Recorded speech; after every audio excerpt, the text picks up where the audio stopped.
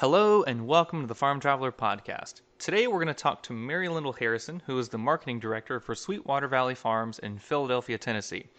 They are a dairy operation that actually has their very own cheese store, and we're going to talk to Mary about the cheese making process, the health of their dairy cows, and actually how they have successfully used agrotourism to help increase consumer education, which is really cool. And we're also going to talk about how they actually have robotic milkers. So thanks for stopping by, and we hope you enjoyed the episode.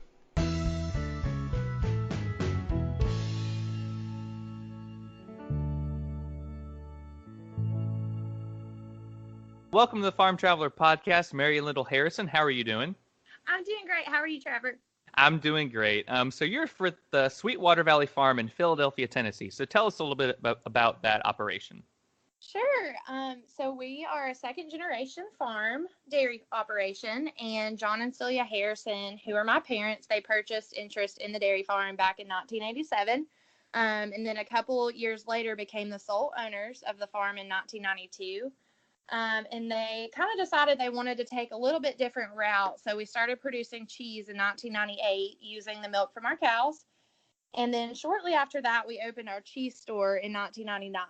And throughout the early 2000s, both the herd of our dairy cows and the cheese operation kind of continued to grow as well as our agritourism. So last year in 2018, we became Tennessee's first Lely XL dairy farm, milking about 500 of our cows with robotic technology.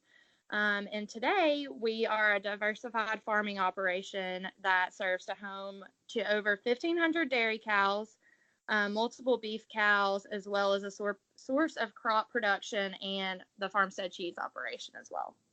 Oh, wow. Okay. So what kind of robotic milkers do you use? So we use Lely.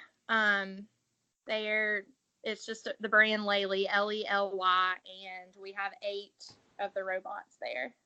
That's super. Is that the one where it dispenses the feed and the cow walks in and gets it and then it starts milking it from there? Yes, that's it. Okay, those are super cool. Yeah, they're So awesome. you've talked about agrotourism. When did you guys start doing agrotourism for your dairy, and how did you see it positively impact your business? Yeah, sure. I would say we probably started doing like an official tour maybe 8 or 9 years ago. I'd say probably like 2010.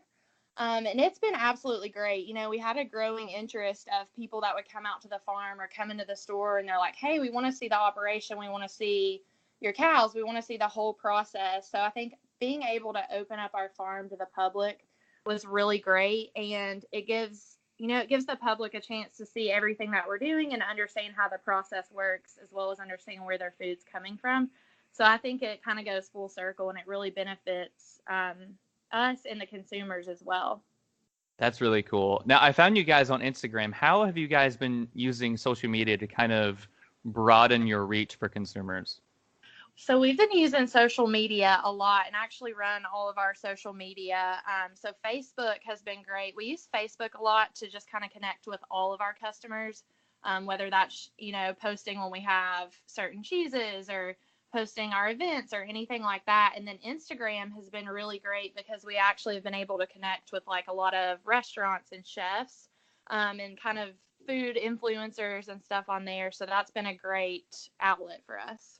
That's really cool. Okay, now you mentioned before that you guys have been trying to sell your produce locally. How exactly do you go about? I imagine like going to farmers markets and kind of networking, but how exactly did you guys go about selling your products locally? Yeah, so we did a little bit. We do some farmers markets in the area, and then I think it was honestly just a lot of word of mouth and a lot of getting into the cheese production at the right time, because the local, farm to table movement is so huge right now. A lot of restaurants and chefs want to work with a local producer, and they want to know where their food comes from, and they want something local. So that's kind of how we saw it start to take off. And then as we do more events and stuff now, we're able to connect with chefs and sell them our product. Okay, that's cool. Let's talk about cheese a little bit, which Okay. is a great thing. I love cheese. I was Oh looking up. yeah. I was trying to look up like cool cheese facts, and I think it said something like the world produces more cheese than it does chocolate. I think, Oh and I my was like, goodness. Dang, we produce a lot of cheese then. So tell us how Yeah, exactly that's is, crazy. yeah, so tell us how exactly is cheese made from dairy milk? Okay, so we pretty much do mostly cheddars and all different cheddar flavors, and then we also do a Gouda. So it's all pretty much the same process, and it's all a pretty simple process, just a lot of hard work. So the secret behind good cheese is just having consistent, high quality milk. So the whole process starts. We're going to start with 3,000 gallons of milk, which is going to produce about 2,600 pounds of cheese. And I guess to begin making cheese, we're going to take our milk, we're going to pasteurize it. So that's just a really quick process. We're going to heat it up to about 162 degrees for about 15 seconds. Then we're going to cool it down just a little bit. We're going to have it in a huge vat, and we're going to start adding some cultures, which are just going to kind of consume the lactose and produce acid. So we'll monitor that process by measuring the acid production in the milk. And then we're going to add an enzyme called rennet to the vat of milk. And that's going to cause it to coagulate or kind of toughen up. So that's when you're going to see those curd particles form. Have you ever heard of curds before? Yeah, yeah, So fried cheese curds are delicious. yes, yes. So people love fried cheese curds. So once you start getting cheese curds, you've got curds and whey. So curds are the solid, whey is the liquid. So as that process kind of keeps going, we're going to take the temperature up to about 100 degrees, and that's just going to toughen that curd up even more. And when it's tough enough to withstand being pumped, we're going to pump it over to the next table, which is our drain table, and that's when we're going to remove any of the liquid. So the whey will be removed.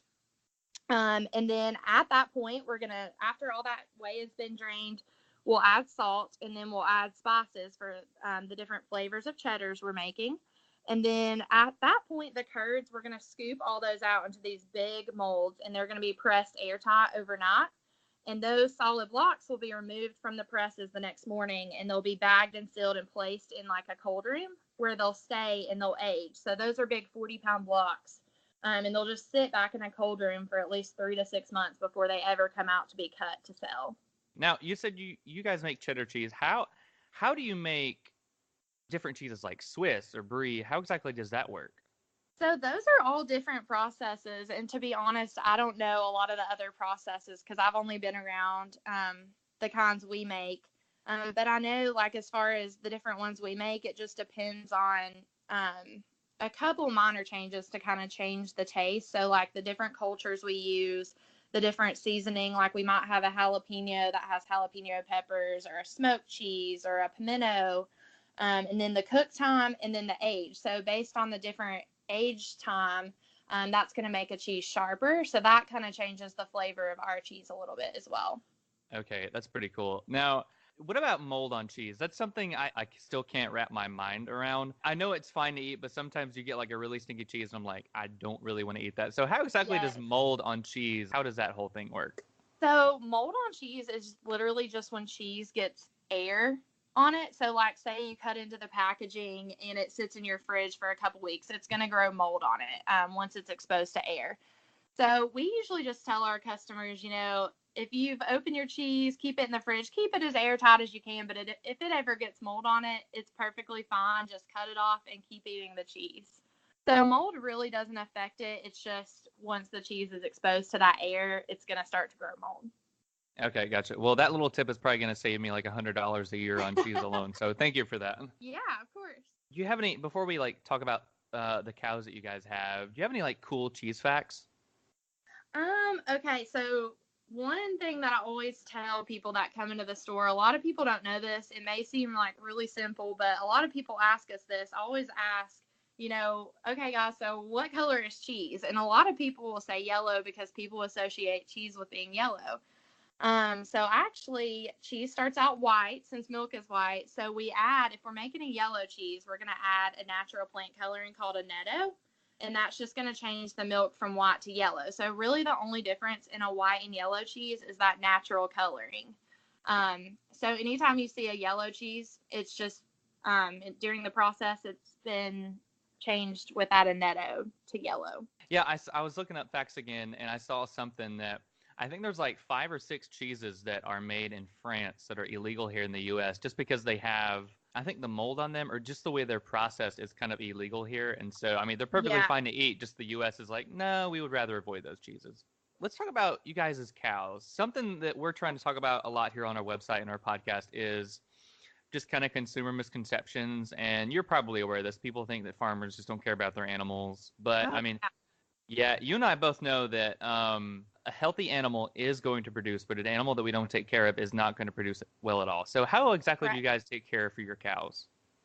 So cow care is very, very important. That's our number one thing. The cows are our livelihood, so we want to make sure that we take good care of them. So I think cow comfort on our farm is number one. So we actually, and it's good. That's why we like to open our farm to the public too, to kind of change their perspective of, the negative connotations of dairy farms. So we house, actually all of our milking cows are going to be housed in barns called freestall barns. So basically, they can walk around, they move around freely. They have access to feed that we grow on our farm. They have access to that all day. They have sand. So believe it or not, cows love sand. It's cool. It molds to the shape of their body. So they have sand in their bed, so they can lay down in that. And we have a tunnel system in that barn, so it's going to pull a breeze through there and keep it at a certain temperature year round. So cows love like cooler weather. So we try to keep it nice and cool for them, even in the hot months here. So they're very pampered. I can imagine. That's so cool. Now, what about the quality of your milk? A lot of people don't know that the milk you get from cows is then stored in a huge tank. Is that correct? Yes, that's And, correct. and so that tank, before it's taken to get processed into milk or into cheese, it's tested for quality. And if the whole tank does not pass a certain threshold, it's all dumped. Is that correct? Right. Yes, that's correct. And yeah, that's very important. We want to make sure if there's any issue, like everything's tested, everything's pasteurized before we use it for cheese, before, once it goes to the plant, everything's pasteurized. So we just want to make sure that our milk is the highest quality possible. That's great. Now, what are some issues and some really cool successes you guys have had since you've been in business? My parents would probably be able to tell you more of that because they've kind of been with the whole process. I grew up in the operation and just recently came back full time. So they could probably tell you some. It was hard work starting out, and I think not knowing if the cheese was going to be successful, if the dairy was going to be successful. When we've had bad years, I think my dad would say, we've had bad years where milk prices were bad, if we were going to make it through that. And then it's pretty cool that we were able to have, a value added product that we created to kind of help during those bad times. So we were able to take some of that milk and turn it into cheese and sell that. So I think that's been a very big success for us on the farm. And then just with the way the farm to table movement has been, just being supported by all these local chefs and restaurants and wineries and everything like that has been what I would call a huge success. That's really cool. Now, you're talking about a lot of dairies shutting down. How exactly is the Tennessee dairy industry going? It's been a very big struggle. I think last year was probably one of the toughest years we had. We lose dairy farms right and left, and we lost a lot of dairy farms last year. There's just so much milk that the plants just don't have. They can't take that much, so then they end up cutting that dairy farm. So it was a struggle for sure. We sell our milk to Dean Foods, which is most people around here know it as Mayfields. And yeah, it was a struggle. A lot of the farms in our area were cut last year. So that number of dairy farms gets smaller and smaller every year. Yeah, I follow a couple dairy Facebook groups, and they'll post all these side stories about a fifth or sixth generation dairy farm shutting down because, I mean, milk prices just keep plummeting and there's no profit. So a lot of Right. people don't realize how bad the dairy industry is right now. Uh, Yeah. It's now, sad. It's scary, I mean, when that's your livelihood, you think, I mean, what do we do if, we can't sell our milk anymore? So that's a very scary thought, and it's very real right now. So yeah, exactly. Now, going off of that, what are your thoughts on, this is totally random, but what are your thoughts on like almond milk, soy milk, on just random different milk products that are taking the milk name, but they're oh not god. technically milk? If you had my dad on here right now, he would he would give you an earful. But yeah, We just think it's a little bit misleading just because, almond milk, all those things, they're taking the title of milk, whereas they're not really milk. And a lot of people associate those with being way healthier and think that they should switch to those instead of actual milk.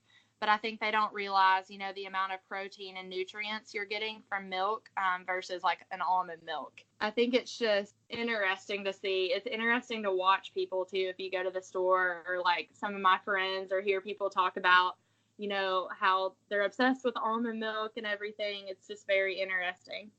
Yeah, exactly. Their first thought is, oh, it's just made from almonds and there's nothing else in there. And then you and Right. I both know, we're like, nope, there's a lot No. more in there than you would think. And they're like, are you Yeah, sure? and I mean, it's really not healthier at all. I mean, the protein, everything, you're not getting the same nutrients that you would get from real milk. So I think it's very misleading. Well, Mary, this has been super fascinating. If people want to learn more about Sweetwater Valley Farms, where can they go? So they can visit our website. It's just www.sweetwatervalley.com. And they can also check out, we have a Facebook, Twitter, and Instagram, and it's just at Cheese Cows Wows. This has been a great conversation. Thanks for being on the podcast, and we'll talk to you soon. Yeah, of course. Thank you so much for having me.